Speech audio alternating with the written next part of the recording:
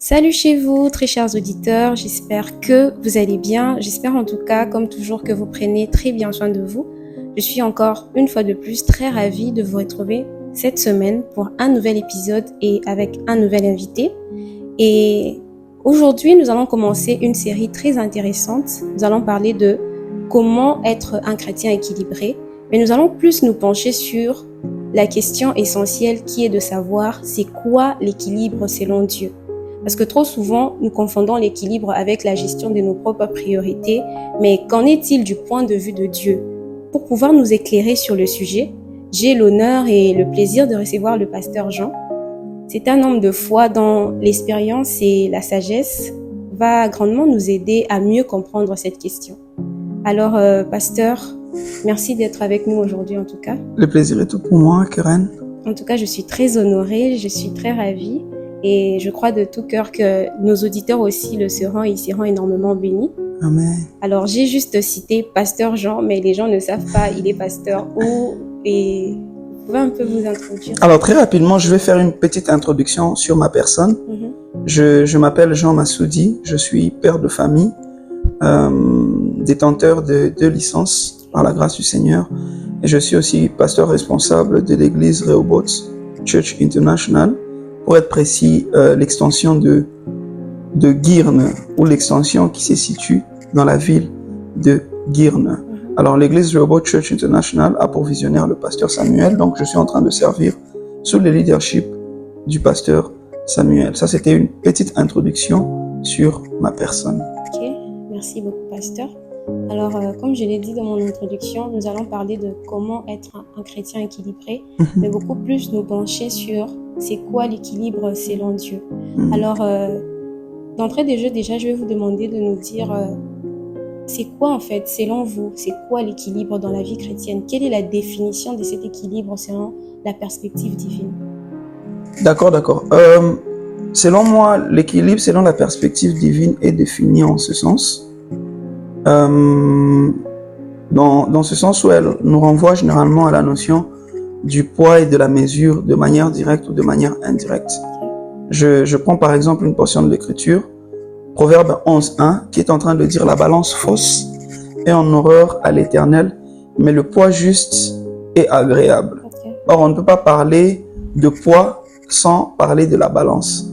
Si la balance est fausse, certainement, elle va nous donner un poids qui sera faux. Mais si le poids est juste, certainement, c'est parce que la balance est vraie. Alors, l'équilibre selon la perspective divine nous renvoie à parvenir à avoir un poids qui est juste sur une balance juste. Ça veut dire être en train d'évoluer dans différents domaines sans pour autant oublier d'autres domaines. Je prends un exemple. Dans le livre de Luc 2:52, la Bible dit « Jésus-Christ croissait en sagesse, en stature et en grâce devant Dieu, premièrement, et ensuite devant les hommes. » Jésus-Christ croissait en sagesse, c'était sur quel plan? Sur le plan intellectuel. Il croissait en stature, c'était sur quel plan? Sur le plan physique. Il croissait en grâce, c'était sur le plan spirituel. Devant les hommes, c'était sur le plan social. On comprend que Jésus-Christ était quelqu'un d'équilibré. Il croissait, il grandissait dans tous les points. C'est en cela qu'est véritablement l'équilibre selon la perspective divine. Ok. Alors, j'ai aimé une chose que vous avez dit. Vous avez dit que Jésus était équilibré dans ses différents domaines, dans le spirituel, le physique et le social. Donc, ça veut dire que lorsqu'on parle d'équilibre, même dans la perspective divine, ça ne s'arrête pas seulement dans l'aspect spirituel, mais ça doit aussi s'étendre également dans les autres aspects de notre vie, la famille et tout le reste. Exactement. Okay. Dieu nous a envoyés sur la terre. Je pense que l'Éternel nous a envoyés sur la terre afin d'impacter, afin de déposer le sceau du royaume auquel nous appartenons. Et comment est-ce que nous allons impacter si le domaine dans lequel nous sommes appelés à impacter, nous y apportons pas une touche particulière de notre maître qui est Jésus-Christ? Alors, il est très important d'aller aussi dans des domaines, parce que même quand on parle d'équilibre, il y a des personnes qui sont très efficaces, par exemple, à l'église, très efficaces dans leur département, très efficaces dans leur famille. Mais quand on part à l'université, ces personnes ne sont pas efficaces. Quand on part, par exemple, dans les secteurs professionnels, dans le cadre professionnel, ces personnes sont négligentes. Ces personnes ne travaillent pas autant. Et comment est-ce que les personnes seront impactées par nos vies si nous, en tant que chrétiens, nous nous limitons seulement à être efficaces et très efficaces, seulement à être équilibrés dans les choses de Dieu et non pas dans le domaine séculier. Voilà pourquoi il est très important d'être équilibré. Donc, on est dans les séculiers, on est efficace. On est dans l'ecclésiastique, on est efficace. On est dans la famille, on est efficace. On est dans l'éducationnel, on est efficace. On est efficace partout. C'est même en cela que se fera ressentir notre impact. Ok. S'il faut aller encore de manière plus approfondie sur la manière dont on peut manifester cet équilibre. En d'autres termes, je voudrais dire simplement, en quoi est-ce que notre équilibre en tant que chrétien, dans notre façon d'agir et d'interagir, se diffère-t-il de la manière dont le monde définit l'équilibre? Parce que dans le monde aussi, il y a une certaine façon de définir l'équilibre. On va parler de planification de temps, par exemple, et autre chose. Mais en tant que chrétien, qu'est-ce qui nous différencie en fait de l'équilibre du monde? Oh, une très bonne question. J'aime beaucoup la question.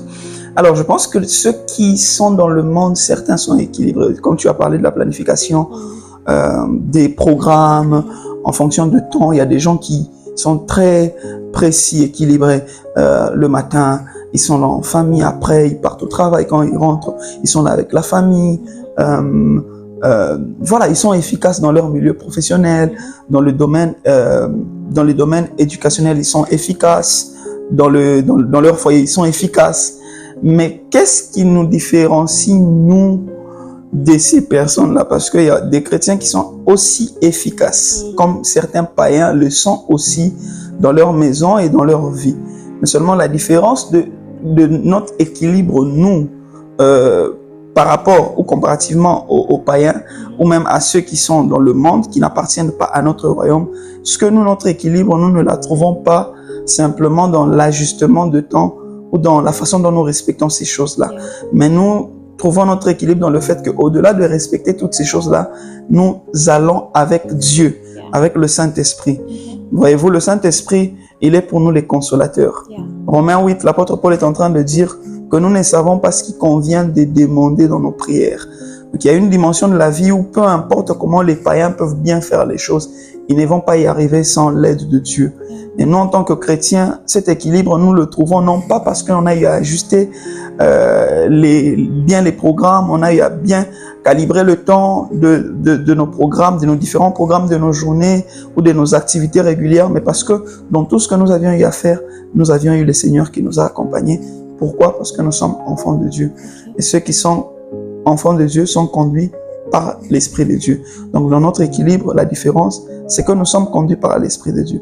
Et même cet Esprit-là nous aide à avoir l'impact. Parce que c'est l'Esprit qui donne d'avoir l'impact. Ça nous donne d'avoir l'impact dans les différents domaines, de telle sorte que tout le monde peut bien gérer son foyer.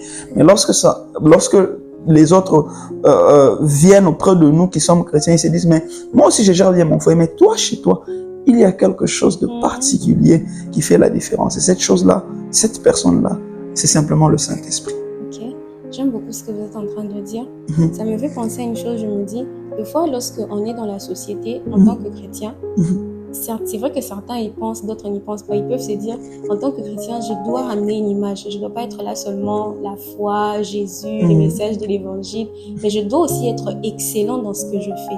Maintenant, je me demande, comment, dans cette quête de l'excellence, à vouloir marcher selon les lois du royaume, comment on peut s'assurer que nos priorités sont vraiment alignées avec celles de Dieu pour pouvoir maintenir cet équilibre et que ce n'est pas simplement pour pouvoir être bien selon les gens, comme dire que non, les chrétiens ne sont pas seulement ça, juste pour enlever en fait ces ondits-là des gens. Comment on peut s'assurer vraiment que dans ce que l'on fait, même en voulant être excellent, on s'aligne avec la façon dont Dieu voit les choses? Je pense que la parole qui est notre miroir nous donne un modèle de vie pour parvenir à s'aligner à la volonté de Dieu. Esaïe est en train de dire que nos voix ne sont pas les voix de Dieu, nos pensées ne sont pas les pensées de l'Éternel. Je pense que la parole de Dieu est un guide pour nous, pour parvenir à nous aligner avec avec la volonté du Seigneur. Je prends ici un exemple. Toutes les familles, par exemple, il y a des personnes qui ont trouvé l'équilibre dans la manière de gérer la famille. Permets-moi quand même de parler de la famille parce que je suis depuis peu père de famille. Alors, il y a des gens, par exemple, qui gèrent bien leur famille. Il y a des gens qui font bien les choses. Les parents sont là présents. Les enfants, ils sentent vraiment la présence de papa, de maman. Mais ces personnes-là, par exemple, elles n'ont pas elles n'ont pas des normes, elles n'ont pas des principes. Ces personnes-là n'ont pas de ligne de conduite. Mais nous, de notre côté, malgré cette excellence, malgré que nous pouvons bien faire les choses, malgré que nous pouvons bien être affectionnés dans nos familles, dans nos maisons, nous y apportons une touche particulière qui est celle de la parole de Dieu. Pourquoi? Parce que la parole de Dieu est un guide qui permet à ce que nous puissions grandir. Au-delà de l'excellence, ça nous emmène à être dans la volonté et dans la volonté parfaite de Dieu. Le livre de Psaume 119 dit quelque chose que j'aime beaucoup. Je serre ta parole dans mon cœur afin de ne pas pécher contre toi. Donc cette parole, quand on la serre dans notre cœur, ça nous aide à avancer et à conduire notre famille selon la volonté du plan divin pour nous sur la terre. Ce que plusieurs personnes n'ont pas. Ceux qui n'ont pas Dieu. En tout cas, merci beaucoup pour cette réponse. Je crois que ceux qui sont en train de nous écouter sont en train d'être bénis et en train de trouver comment répondre à toutes ces préoccupations pour encore pouvoir aider les personnes qui nous écoutent, parce que je me rends compte qu'il y a certaines personnes qui apprennent mieux par des histoires et des exemples. J'aimerais que vous puissiez nous donner des exemples bibliques ou des personnes qui, dans la Bible bien sûr, qui ont vécu un équilibre selon Dieu. Comme ça, les personnes qui nous écoutent, au travers de cet exemple, ils pourront facilement s'identifier et se référer. Ah, bon, je vais prendre l'exemple de Jésus-Christ. Okay. Jésus-Christ était quelqu'un de très équilibré. Il avait les temps pour sa famille. Le premier miracle qu'il opère, c'est à une fête où il se trouve avec sa mère. On voit déjà quelqu'un qui avait aussi le temps d'aller dans des endroits festifs. C'est quelqu'un aussi qui pouvait être dans des milieux où il pouvait aussi fêter. Le deuxième exemple que j'ai envie de donner, c'est dans le livre de Jean 4, Jésus-Christ qui renvoie les disciples pour qu'ils puissent aller chercher de quoi manger dans la ville, mais lui-même il a soif. On se rend compte que c'est quelqu'un qui était tellement équilibré. Il y a beaucoup d'exemples de Jésus-Christ qui montrent que Jésus-Christ était à côté des sages, il était à côté des familles. Dans le livre par exemple de Luc, on devait enterrer l'enfant d'une femme, je pense Luc 7 ou Luc 8, et Jésus-Christ se trouve là. Donc même dans les enterrements, il s'y trouvait quelquefois. Donc Jésus-Christ était quelqu'un d'équilibré. Jean 11, 12 nous parle de l'histoire de son ami qui était décédé. On l'a appelé, il est venu, il est allé même pour voir où on avait enterré son ami. Donc c'était pas seulement quelqu'un qui était dans le temple tout le temps, dans le temple, était dans les temples, il était dans des fêtes, il était avec les sages de ce temps-là, il était avec plusieurs personnes en fait, afin de leur communiquer bien évidemment la pensée du Seigneur. Alors, je voudrais simplement encourager un chrétien aussi par cette même occasion pour dire notre limite n'est pas dans l'église, dans les quatre coins des murs de nos églises. Nous devons sortir, aller dans les universités, nous devons sortir, aller dans certains secteurs, dans le média par exemple, dans les finances, dans plusieurs secteurs, et nous devons y aller afin de montrer que ce qu'ils font, nous pouvons le faire, mais seulement notre différence, c'est que nous pouvons le faire avec le Seigneur. Pourquoi? Parce que la parole dit, je puis tout par celui qui m'en donne la force. Exactement. Et celui qui nous donne la force, c'est le Seigneur. C'est très important, surtout pour nous les chrétiens, j'insiste, parce que triste est de voir que les chrétiens sont casés dans l'église. Lundi, mardi, mercredi, jeudi, vendredi, samedi, dimanche, à la prière, les intendances. Est-ce que c'est mal? Non, l'apôtre Paul nous dit de prier sans cesse selon 1 Thessaloniciens 5, 17. Mais seulement ce qu'on ignore, c'est qu'Ecclésiaste 3 aussi nous dit qu'il y a un temps pour tout. Donc si on essaye de concilier ces deux réalités, donc tout ce que l'on peut faire, on peut y emmener la prière sans pour autant s'écarter des activités que nous pouvons faire au quotidien. C'est un peu ça. Merci beaucoup, pasteur. Merci à vous. Alors, maintenant, j'aimerais que l'on soit en train de parler du rôle du Saint-Esprit dans cette quête de l'équilibre. j'aimerais en fait qu'on en parle, que vous puissiez en parler de manière à démystifier un peu tout ce qui se dit autour du Saint-Esprit, qu'il est là simplement peut-être pour te convaincre de quelque chose. Mais j'aimerais un peu que vous puissiez nous donner une explication de comment le Saint-Esprit pourrait nous guider dans cette quête de vivre une vie équilibrée selon Dieu. En tout cas, Karen, je voudrais quand même d'abord aider nos amis qui vont suivre ce podcast à redéfinir la personne du Saint-Esprit. Yeah. Très souvent, nous attribuons les dons, au Saint-Esprit, les dons de l'Esprit. Voilà, manifeste le don, il y a la puissance, les fruits de l'Esprit. Mais on ne doit pas seulement s'arrêter là. Vous, le Saint-Esprit, c'est un guide, c'est un conseiller, on l'appelle les consolateurs, on l'appelle notre avantage. J'aime beaucoup cet adjectif-là qu'on attribue au Saint-Esprit, ou même ce mot-là qu'on attribue au Saint-Esprit, qu'il est notre avantage. Le Seigneur dit à ses disciples, il vous est avantageux. Donc, aussi longtemps que je serai avec vous, vous serez en désavantage. Vous allez bénéficier de moi, mais vous allez toujours rester auprès de moi. Mais il vous est avantageux que je fasse quoi? Que je m'en aille. Si je peux partir, je vais vous envoyer le Saint-Esprit. Et le Saint-Esprit, c'est notre avantage. Il est notre ami. Et le Saint-Esprit, c'est un gentleman. Il ne fonctionne pas seulement parce qu'on dit, oh, le Saint-Esprit est avec nous, il va fonctionner. Non, on doit l'emmener partout où on va avec nous. Donc, on va à l'université, on est avec le Saint-Esprit. Et le Saint-Esprit ne vient pas seulement ou même le Saint-Esprit ne vient pas nous donner les réponses, comme je parle aux étudiants ici. Il ne vient pas, non, tu es dans la salle d'examen, tu n'as pas étudié, tu n'as rien fait. Saint-Esprit, tu te mets à parler en langue. Saint-Esprit, donne-moi les réponses. Non, il ne vient pas pour ça. La Bible dit qu'il va vous rappeler toutes choses. Donc d'abord, avant qu'on te rappelle, tu dois d'abord avoir une certaine connaissance. Tu étudies chez toi à la maison, tu fais ta part, et tu laisses à Dieu, tu laisses au Saint-Esprit de faire sa part. Et plusieurs personnes font des erreurs. Ils partent à la quête de certaines choses dans le monde sans y emmener avec eux ou avec elles le Saint-Esprit. Partout où on part sans y emmener le Saint-Esprit avec nous, le Saint-Esprit va nous regarder de loin. Pour dire, ok, voyons voir d'abord ce qu'il va faire. Et puis ça marche pas s'il m'invite. Voilà pourquoi nous, en tant que chrétiens, nous devons inviter le Saint-Esprit dans tout ce que nous faisons. J'aime beaucoup cette portion d'écriture. Romains 8, qui dit, nous ne savons pas ce qu'il convient de demander. Et le problème avec nous les chrétiens, c'est que demander. Par moment, on ne reçoit pas parce qu'on demande mal. Par moment, on ne reçoit pas parce qu'au lieu de demander, nous cherchons. Par moment, on ne reçoit pas parce qu'au lieu de demander, nous nous frappons.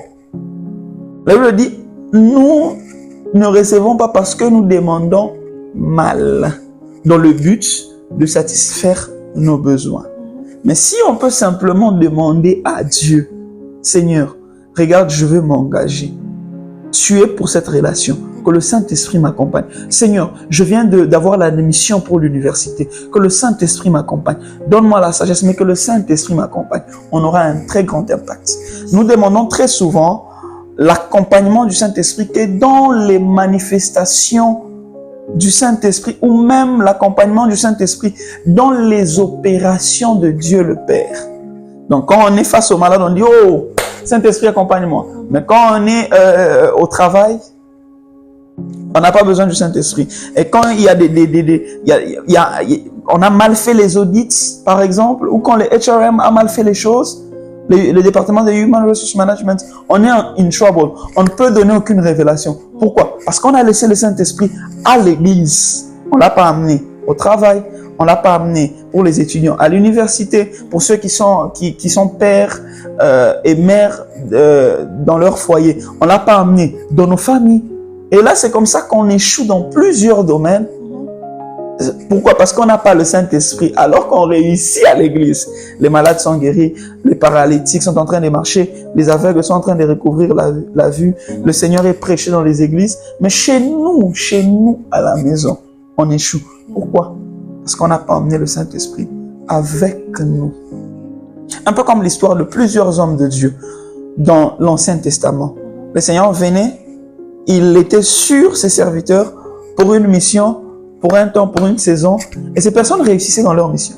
Mais si on essaye de faire une petite analyse, la plupart de ces personnes échouaient dans leur famille. Pourquoi? Parce que le Saint-Esprit était là sur eux, de la dimension de la mission. Mais aujourd'hui, dans cette nouvelle dispensation, le Saint-Esprit est avec nous partout. Je vous enverrai un consolateur. Et ce consolateur-là, il est avec nous partout. Il suffit simplement de l'inviter, de dire Saint-Esprit, agis dans ce domaine. Voilà ma petite contribution. Merci beaucoup, pasteur. Alors, pour faire suivre ce que vous venez de dire tout à l'heure, parce que dans ce que vous avez mentionné, vous avez un peu parlé d'une sorte de déséquilibre qu'il y a lorsque on n'accompagne pas on ne se fait pas accompagner du Saint-Esprit partout. Alors, j'aimerais que l'on soit en train de chuter avec un conseil que vous pourrez donner à un chrétien qui veut se corriger parce qu'il s'est rendu compte que il vit dans un déséquilibre, tellement il est préoccupé par les soucis de son travail, de sa vie quotidienne. Il y a une sorte de déséquilibre entre ça et sa vie spirituelle et sa quête de vouloir plaire à Dieu. Quel conseil vous pourrez donner à ce chrétien? Le conseil que je pourrais donner à ce chrétien, à cette personne qui se trouve dans cette position, c'est simplement d'emmener le Saint-Esprit partout. Voyez-vous, ici, on a beaucoup de chrétiens, même dans nos églises, dans les milieux chrétiens, des personnes qui sont très efficaces à l'église, mais pas efficaces dans d'autres secteurs de la société. Alors, je voudrais simplement encourager ces personnes de bosser dur en dehors de l'église et d'emmener Dieu en dehors de l'église aussi. On n'a pas reçu le Seigneur ou on n'a pas accepté le Seigneur juste pour rester à l'église. On n'a pas reçu le Saint-Esprit juste pour rester à l'église. On a reçu le Saint-Esprit aussi pour l'emmener dans le monde.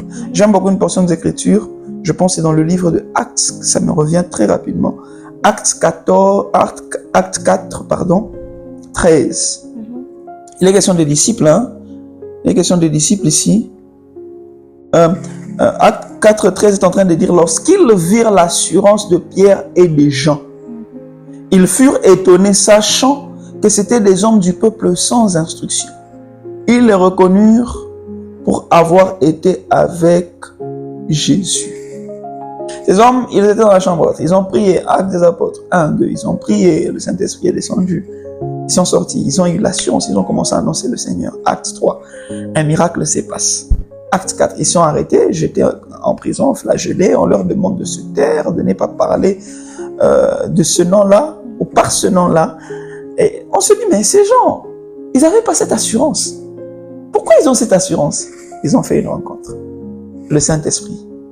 Et c'est même ce Saint-Esprit-là qui les a aidés à quitter de la dimension de peuple sans instruction au peuple qui ont l'instruction. Donc, on doit quitter de nos églises, on doit aller annoncer Jésus-Christ. Oui, c'est vrai. On doit quitter de nos églises, on doit aller aussi étudier, travailler, tout en gardant la pente de l'équilibre. Ça veut dire quoi? Ça veut dire que même dans nos milieux de travail, que l'on ne puisse pas oublier Jésus. Même dans nos universités, que l'on ne puisse pas oublier Jésus. C'est même où il y a le problème. Parce que plusieurs chrétiens, quand ils commencent à travailler, ils ont tendance à beaucoup plus se pencher au travail et oublier les priorités. Les temps de prière commencent à se réduire. Les temps de lecture commencent à se réduire. La flamme commence un tout petit peu à s'éteindre. Alors, pour parvenir à concilier cela, on a simplement besoin de demander à Dieu son aide. Et c'est même par cette aide-là que l'on peut être efficace partout. Je voudrais que plusieurs chrétiens puissent retenir ceci. On peut emmener le Saint-Esprit partout. Partout, alors partout. La prière, on peut la faire partout. Parce que la prière est d'abord une question de cœur et non une question de ce que nous disons. Voilà. Wow. Merci beaucoup, pasteur. Merci Plaisir. en tout cas pour ces paroles profondes et très éclairantes en tout cas. Je crois que, chers auditeurs, que vous serez en tout cas bénis. Et nous avons appris aujourd'hui que l'équilibre selon Dieu ne consiste pas simplement à jongler avec nos responsabilités, mais à chercher d'abord le royaume de Dieu et à laisser tout le reste suivre naturellement, bien entendu en se référant et en s'alignant à la volonté de Dieu. Alors, Pour l'épisode d'aujourd'hui, nous nous arrêtons là, mais je vous donne rendez-vous la semaine prochaine. Nous allons continuer avec ce même sujet, mais nous allons l'aborder sous un autre angle. Entre-temps, très chers auditeurs, je vous dis au revoir et à très bientôt pour un nouveau numéro. À très bientôt. Bye bye.